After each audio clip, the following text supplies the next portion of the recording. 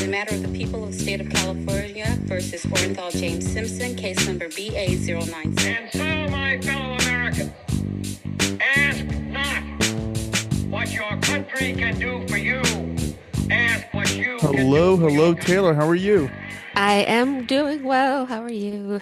I'm good. I'm just looking at the most expensive house in America, and Is it it's an Aspen you said? it's in Aspen. Yeah, Did you ever see the Queen of Versailles, that yeah. about that lady?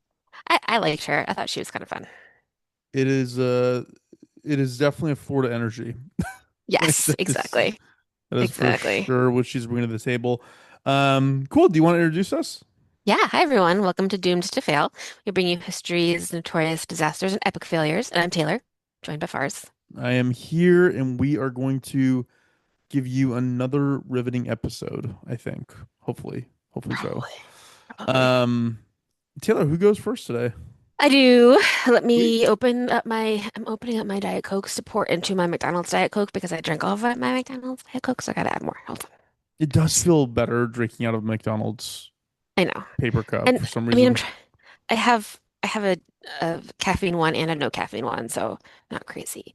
Um, I saw a thing where a doctor on Instagram was like, I drink a lot of Diet Coke and I don't talk about it, but I have a disease where my body doesn't create its own Diet Coke, so I have to supplement.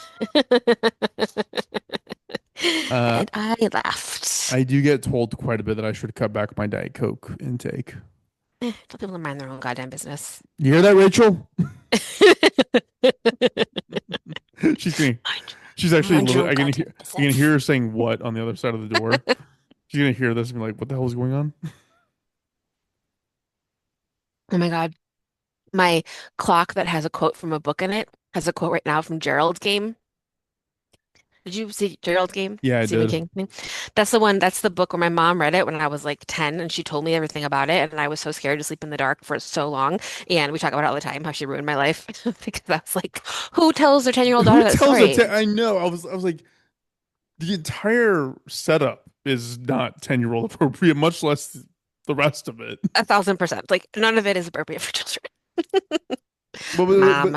that's why you have such a deep affinity and love towards Stephen King and horror. It is. And my grandma, when my mom was a baby, my grandma took her to the theater because she wanted to see Psycho. So my mom was there as a baby. So it just explains a lot. There you go. Yeah. Good. It's genetic. It's genetic. Okay, cool. So you ready? Yes. I have a disease to tell you about. Um, Florence was sick this week, but I thought about this before this. It just kind of like this has been in the news, so I wanted to dig in and learn a little bit more. This is a disease that's probably older than we know it as, but it wasn't named until the 1970s. Measles. No, it is a respiratory disease, and it happened to a very specific population of U.S. Army, Navy, Air Force, whatever veterans. Can you think of what it might be Tuskegee? called? No, it is Legionnaire's disease. No way. Okay. Have you heard of it? I have. It sounds almost like fancy and romantic because I can picture like a French Legionnaire, you know? That is okay, exactly. So I was thinking, like, what is a Legionnaire? Which I will tell you what that is, but the first thing that comes to mind is a French one, Yeah, well, right? because of French Foreign Legion, they're called Legionnaires. Right, but this is the American Legion. They're also called Legionnaires. Oh my God, really? I thought it was That's only what a I French mean. thing. It's not, but it was started in France. I'm gonna tell you all about that. All right. Okay, so oh, and I watched a Forensic Files. It's Forensic Files season 1, episode 7 on Legionnaire's disease. If you want to watch that, I've watched it before. You may watch it again. It's delightful. Taylor, for the first time in any of my researching history, I did watch a Forensic Files for my episode. Really? Yeah, That's so cool. serendipity. Look at us. So picture it. We're in Philadelphia. It is July 1776. It is the Bicentennial, which we are now at the whatever you call it. So I feel like the Bicentennial was a huge freaking deal for people because it's the 200-year anniversary of the United States. Yeah, we're And at then this, 250. yeah, this year I just like could not care less. Is it I know, quincentennial? I have no idea. I mean, I know why I don't care, but like also look at us. So it's 50 years ago, right now, ish. It's in Philly, It's hot. I know I've mentioned this before, but the average temperature in Philadelphia in the 1700s and the 1900s and always during July is like high 80s, low 90s, which is awful. And especially if you're writing the Declaration of Independence wearing an old-timey outfit, you're going to be just so hot and sweaty. Yeah, of course. I just like wonder how much of it was written real fucking fast because they were like, we're gonna suffocate in here, you No, guys. I think you get used to it. I think you just get Do used to you? it. You're like, this is life. God, Life is sweaty and smelly and everybody stinks.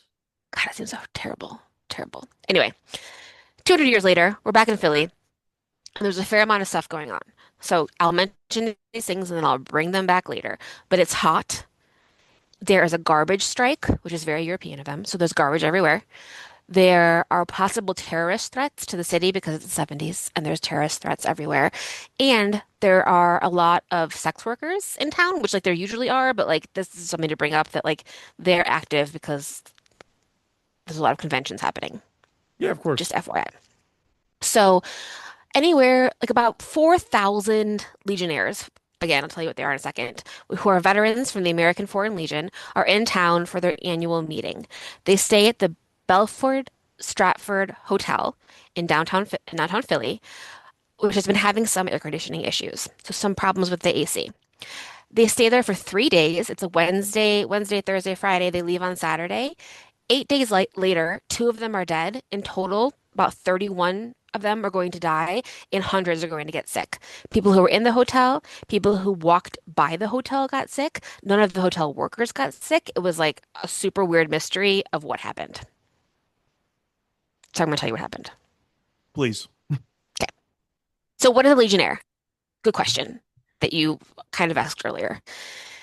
It started, so World War I is over. It is 1919. It's been awful. Have you listened to Dan's Blueprint for Armageddon? Of course. No. Oh my God. When it ended, you know how he ends with that like boom. I Yeah. cried. I just like started sobbing. Like absolutely unbelievable. World War I, terrible. Thank you, Taylor, for that. You're welcome. Oh my God. I'm so glad that you're here. Well, we should I think part of that emotion and sentiment is because he like it's all I don't actually know if it's all chronological, but like I think in those episodes he set it up chronologically to lead into World War II and then the Hmm. atomic bomb and everything else. And so because of that, it was very like you he sets it up so well about like what's coming down the pipe. And it just gets Yeah. you so excited about it. Oh my God. It's incredible. Incredible. If you have 8 hours to spare, go listen to Blueprint for Armageddon by Dan Carlin. I like Um, how in last podcast when Henry was talking about listening to Dan Carlin, he's like, I'll just like wake up at the end of his episode and it's like, why have I walked to New Jersey from LA? Like it's so true. totally. So now that the war is over, there's a bunch of men who are still stuck in France. Like a bunch of like the war technically ended, but there's like cleanup to do when you're kind of hanging out, but you really want to go home. And morale is like falling really quickly. Like the money's there to get you there, the money's not really there to bring you home. All the things are happening.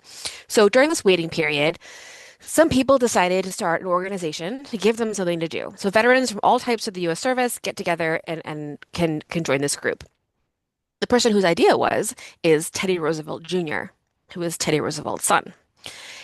And I just want to like digress and talk a little bit about TR Jr. because he's exactly as weird as you want him to be. Like there's a picture of him with a giant bird on his Wikipedia page. He looks crazy, but like super duper fun. And of course he's, TR's son, so what a life. So he has the idea to like improve morale. They're going to do it.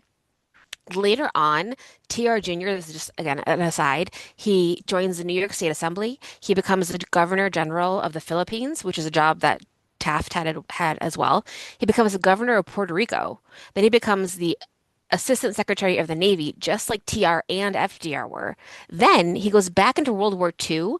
Him and Patton got in a fight because Patton didn't like the way that he wore his uniform. And then TR Jr. was the oldest person to storm the beach in Normandy in his 50s. Isn't that fun? That seems appropriate. He like didn't have to, but he wanted to, and he did anyway, which is exactly It's exactly what his dad would have done, what his probably. dad would have done. Yeah. His son also stormed the Omaha Beach the same day. And TR Jr. died in his sleep in France on July 12th, 1944. He was 56. I thought that was fun. Just fun to learn about him.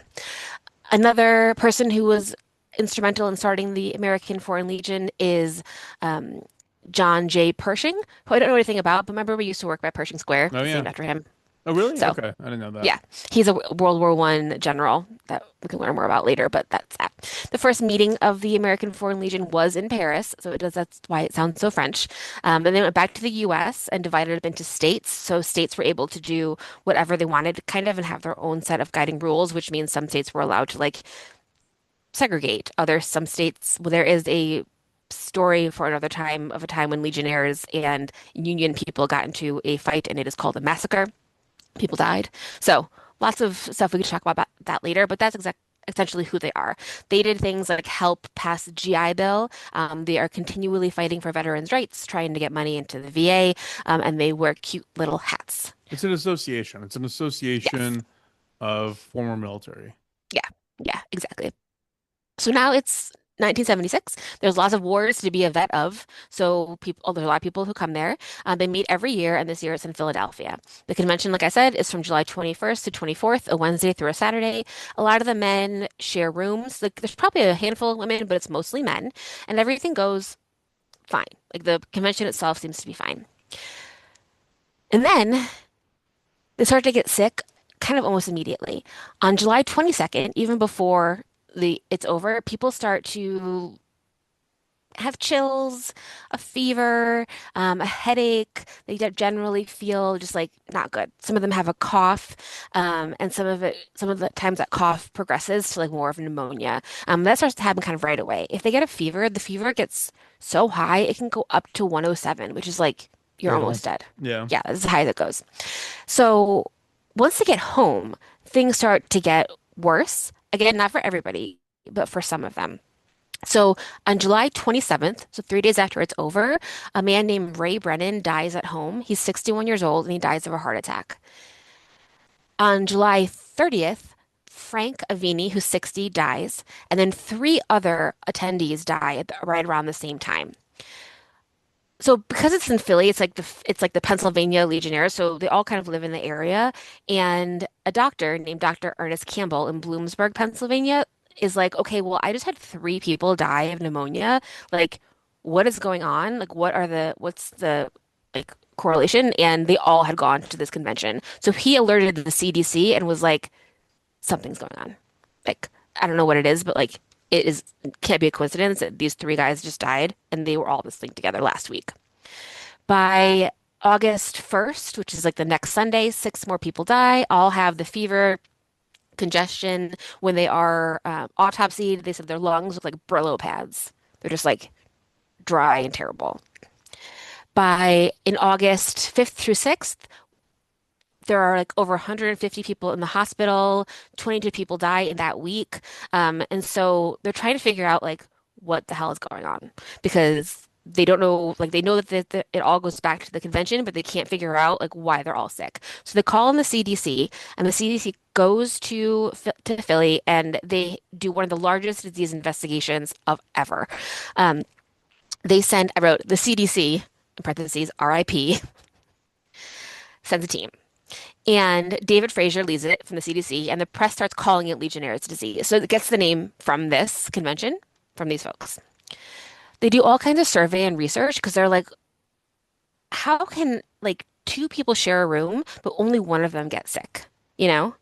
And then also, there's another disease that they're calling Broad Street pneumonia because people who just walked by the hotel are also getting sick, but not everyone.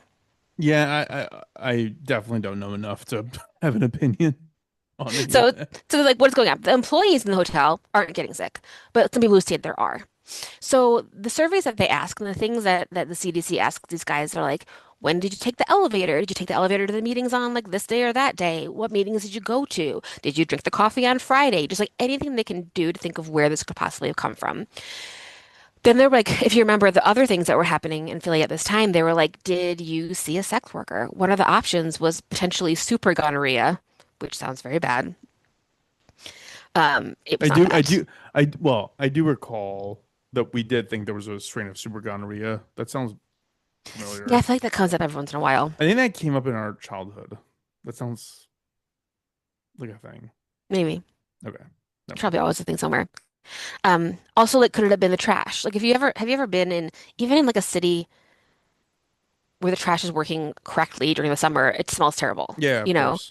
But if you have a garbage strike too, and it happened, I think, a couple times when I was in New York, where it's just like piles and piles, like over your head of garbage, and it just smells like death and it's terrible. And you're like, well, there's no way we're not getting sick from this, just Yeah, of absolute course. worst. And then also they were like, could it have been a biological weapon? Because there had been like the terrorist threats against the thing. So they're covering all their bases, trying to figure out what it was. Eventually they were able to narrow it down that people who were over 50 who smoked were the most infected. So definitely affected their lungs. That's why some people could like share rooms and one person would die and one person would be okay. At one point they were sure they found the answer that it was nickel poisoning. So they were like checking everything for nickel, but it turns out that the autopsies, they used nickel scalpels, and it was the scalpels. That was the thing, Oh, wow. which is annoying. You would think somebody would have caught that Yeah. earlier. By September, there's, 200 cases and 34 deaths. And essentially, you die of like pneumonia. So they're trying to like narrow it down, figure out exactly what it is. And on January 18th, 1977, they found the previously unknown bacteria, and they named it Legionella pneum, nope, pneumophilia. Nope. Anyway, they named it after them. It's a brand new bacteria that they hadn't seen before. They named it after the Legionnaires. They were able to find it by like putting it a couple of like guinea pig testing to like see like literally like using animals to like try to figure out like what it is, and they found it. And then they were like, well, where did it come from? So it's a new bacteria they've never seen before that causes a disease that they've never seen before, and they can't figure out try to figure out where it came from. Do you know where it came from? It has to be. No, no, but you explain why it's not. Okay, sorry. I'm going back to like COVID stuff. Anyways, no, I have no idea. It is not person to person. There's one case in the world where it's person to person, but it's not person to person. It actually came from the AC unit on the top of the hotel because the AC was a cooling tower. And I'll explain to you how that works, but it's essentially from stagnant water. So current and like recent-ish since then, cases of Legionnaire's disease have come from all types of things. They've come from like the big building cooling towers, showers, hot tubs, decorative fountains, large plumbing, just like anything where you can have water that gets stagnant and gets gross. Because any like plain water that doesn't move is going to get bacteria in it, and this is where it came from. So people probably died of this before, Yes. but okay, Yeah. They've probably been dying of it for a very long time, but it was never identified by like, the scientific community until this, right, okay. right? Like the current scientific community. So the hotel had what a lot of large buildings have, which is a cooling tower. So like a huge AC unit on the top of the hotel, which I think is probably very similar to the swamp cooler that I have at my house, where like the water goes through it and that's what cools everything. So again, I'm not an engineer, but what happens is hot water gets pushed in to like a large flat pool area in the cooling tower, and then the heat rises, the cool air is pushed out, and that creates like the AC in the hotel, and then the rest of the water is recycled again, and a tiny bit is evaporated and becomes vapor, and that's what goes out into the air. But mostly the water recycles itself, and the cool air gets pushed through it while the hot air goes up. That's how your AC unit works. That's what a swamp unit is. I think so. Well, I have a regular AC now, and I don't think it does that. But also, like your AC drips water because it's always like getting the condensation. But I think it's in like a big building where they have the water. My swamp cooler specifically is attached to the water, and the water goes through a filter, and then the water cools, and that's what cools the house. We don't use it anymore, but like that's what the same thing. Yeah, I thought like now it's like it's got to be chemical. It's gonna be like Freon and stuff. Yeah, yeah. But the cooling towers that they use it in like a lot of big industrial buildings, and a lot of hospitals use a cooling tower, Yep. especially like big buildings.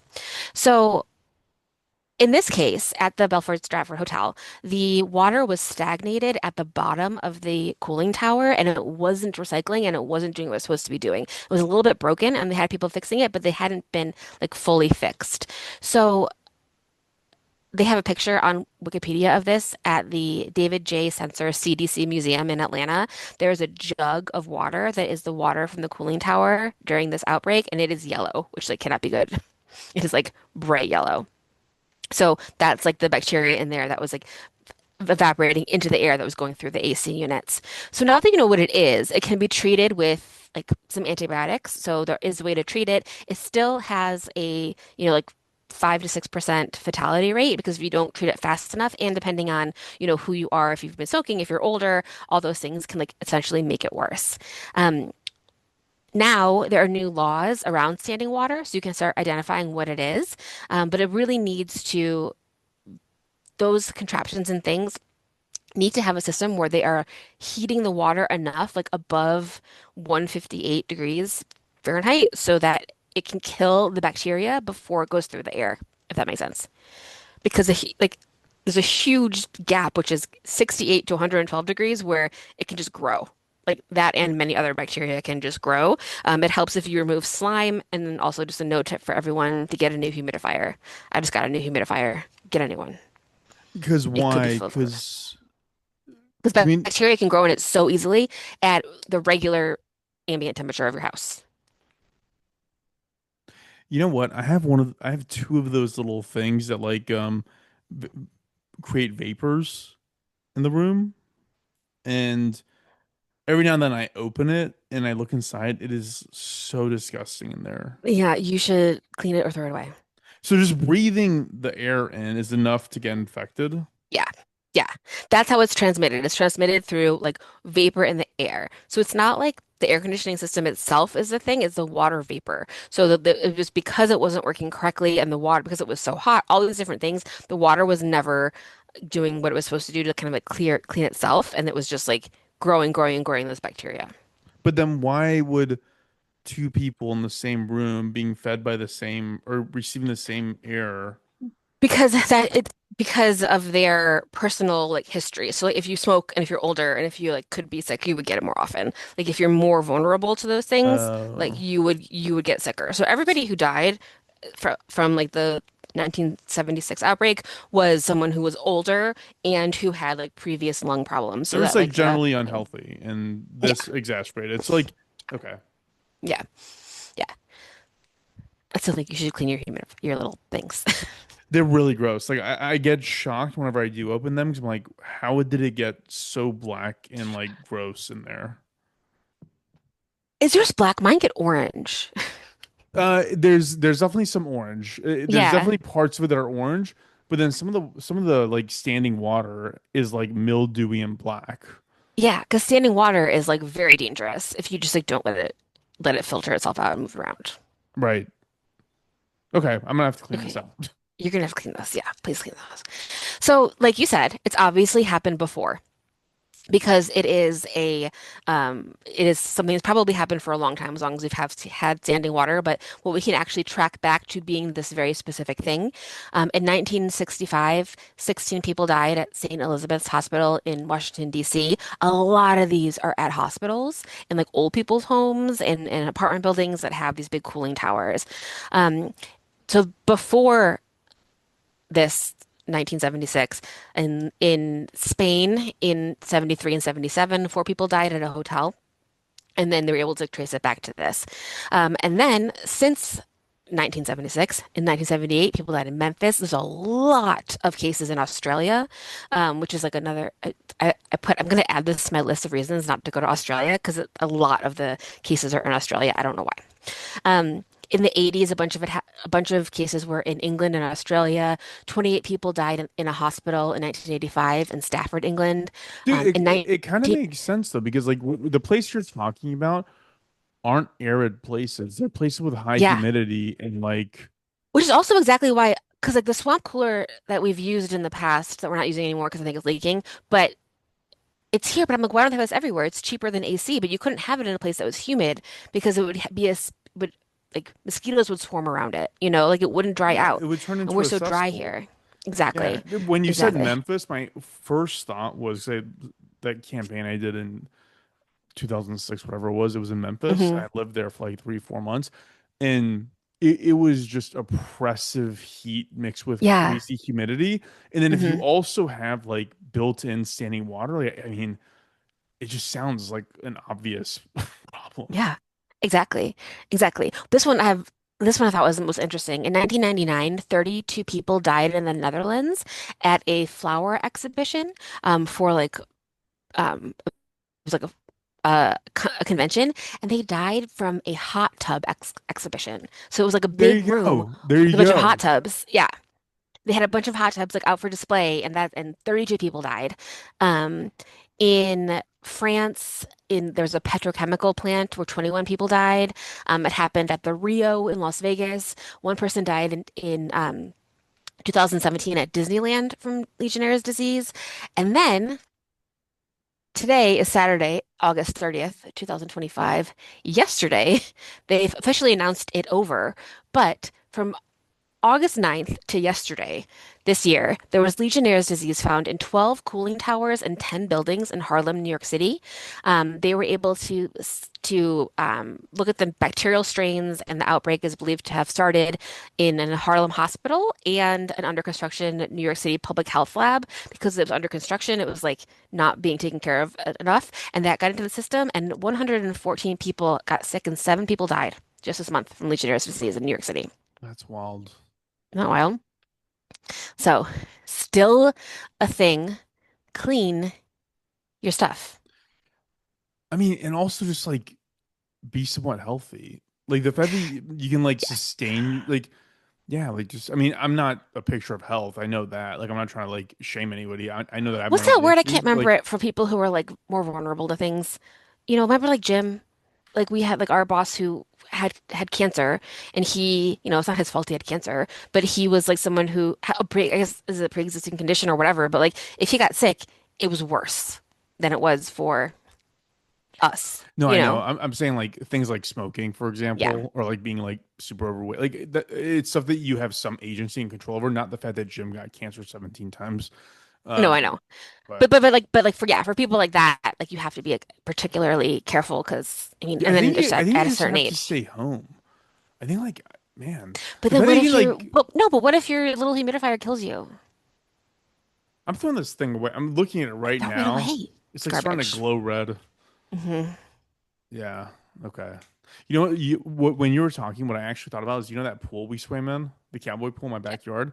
Yeah. So that thing, when the last freeze hit in Austin, the pump burst on it, and it burst, and it was cold, and I didn't feel like having to change it and fix it and do all that, like do all the expense of it. So I kind of let it sit there, and it Yeah. sat there with like water that deep for probably 6 months before I was like, okay, I gotta fix this.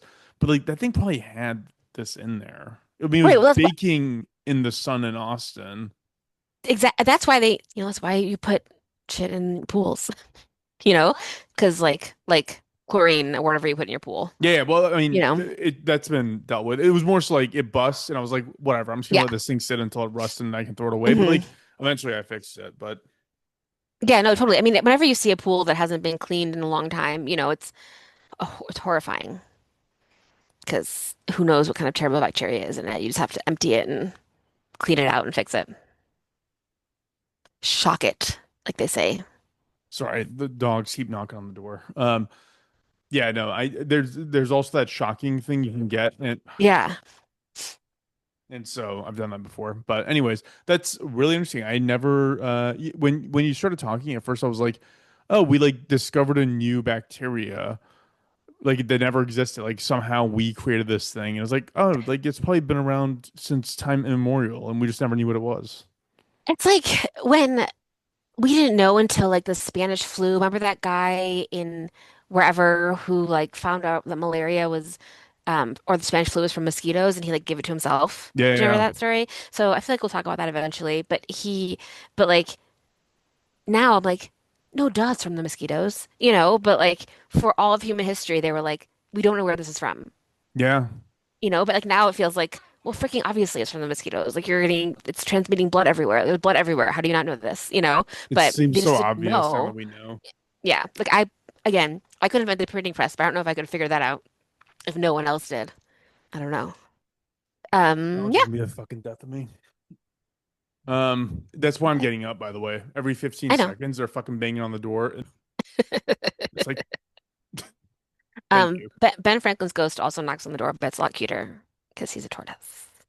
Yeah, it probably sounds less like a bunch of hyenas shredding a gazelle He's been than trying he's been trying to climb this one shelf that's outside, and one time I found him on his back, which was very scary because he can't be on his back because I could kill him. So, but he actually got up on the shelf today, and then Florence made him a a ramp to get down, and he just like slid down it, and I'm sure that was like the fastest he's ever gone, and it was really cute. that's very cute. Very cute. I've been getting less pictures of him, which I'm a little disappointed by, but Oh, I know. I'll send you pictures of him.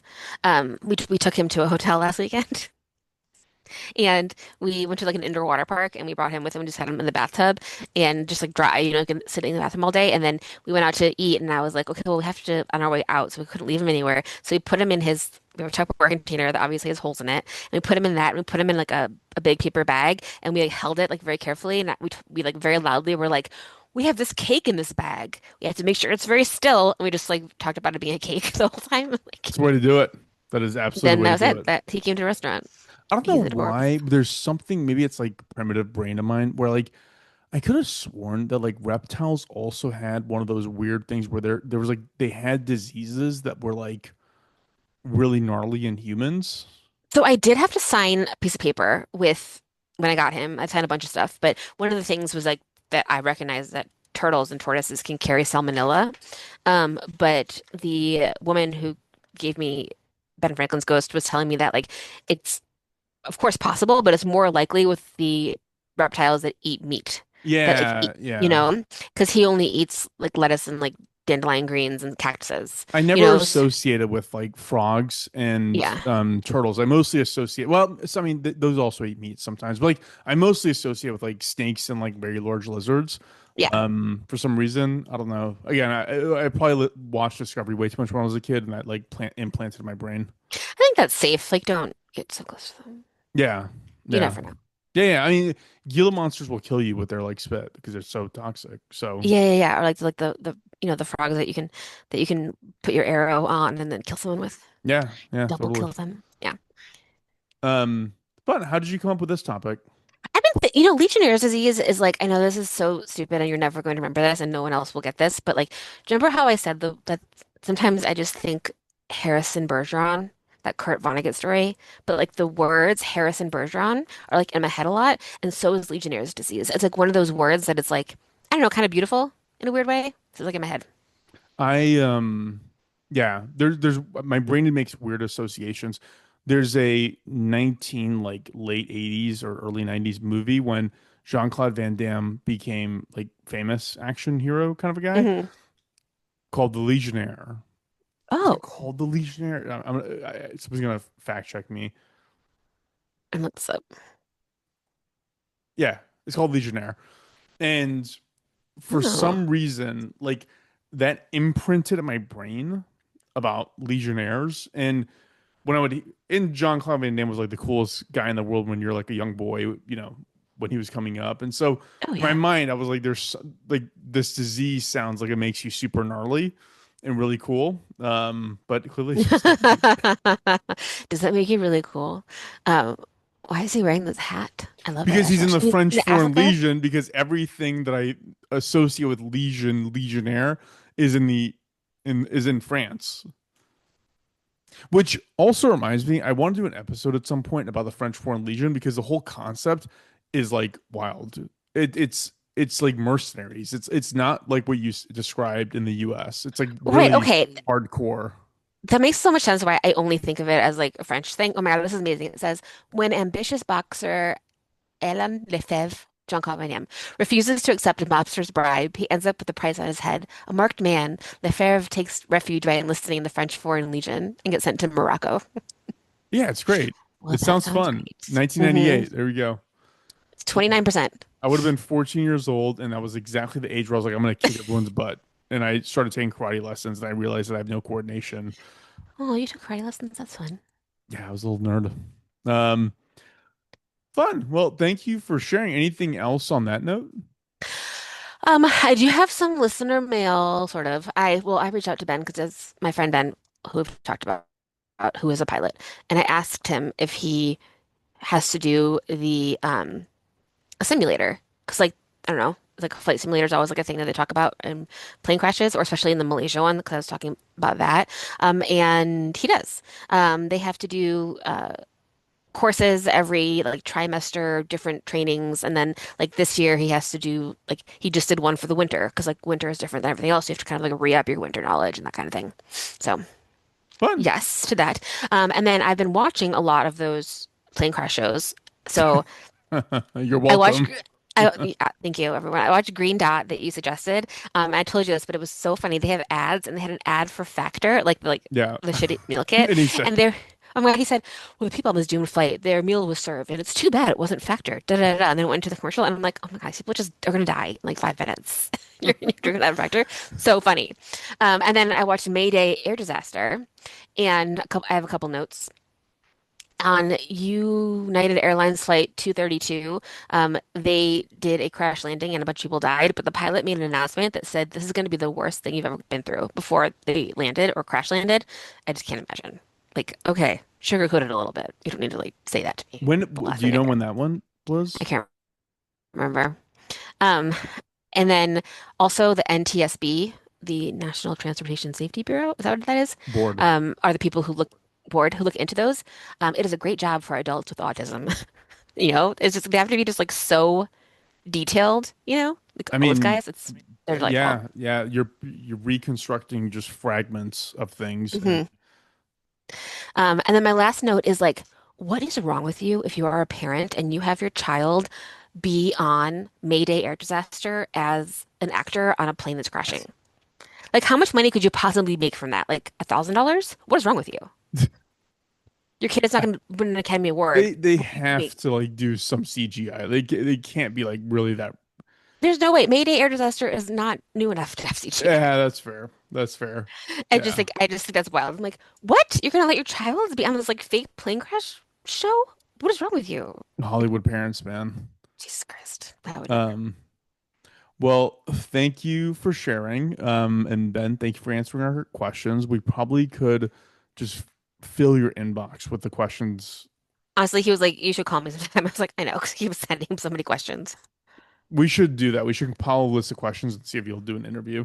Yeah, yeah. That'd be fun. And then also we're going to do a bunch of re-releases in the upcoming weeks. We have a lot of travel coming up, which will be super fun. And for us individually, separately, going places. I'm going to a spa for a weekend. I can't wait. And so that is coming up too. So just look out for those. I already scheduled a ton of them. No, I appreciate that. Yeah, this is a crazy travel couple of months. Yeah. So that's why we're Yeah. gonna be a little behind on things. But yeah, All good. appreciate that. Um, And go ahead, sorry. no, you do it. No, I appreciate that and sharing and follow us on all the socials, doingitfellpod at gmail.com or follow us on the socials at doingitfellpod. Write to us at doingitfellpod at gmail.com. We do love getting your feedback, so please do Me not be shy. too. We get so excited. We get very excited. Taylor messages me immediately when it Immediately. comes through, and we It's, love it. which is exhausting since we get so much mail. It's just, guys, actually stop writing. It's just too Taylor, much leave me mail. alone. Leave me alone. We're too popular. Stop contacting me over Instagram, Facebook, Slack, and my phone. Everywhere, everywhere. Cool. We'll go Cool. ahead and cut things off there. Thanks. Thank you.